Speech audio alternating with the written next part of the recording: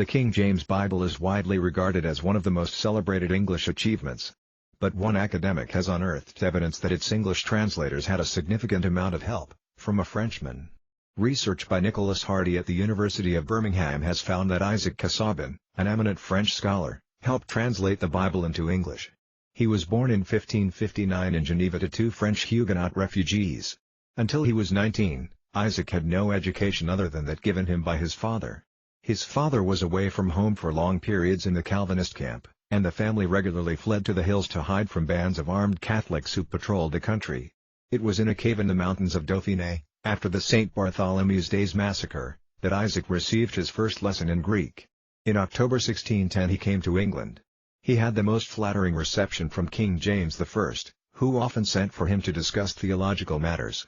King James insisted that I will have Mr. Casaubon paid before me, my wife, and my barns. The King James Bible, published in 1611, was worked on by 40 translators, who were divided into companies working on separate sections of the book. It is the first time a non-English speaker has been found to have worked on the famous work. Hardy said the discovery would be surprising to other academics working in the field. People tend to talk about it as a distinctively English cultural product, as something that was made in England, by Englishmen, for English readers. The English translators were using this guy's work long before they met him, before he arrived in London. All of the books that they were using to help them had been printed on the continent, and most of them had been written outside the British Isles, because England was relatively speaking a bit of an intellectual backwater, especially in this field of biblical scholarship and translation.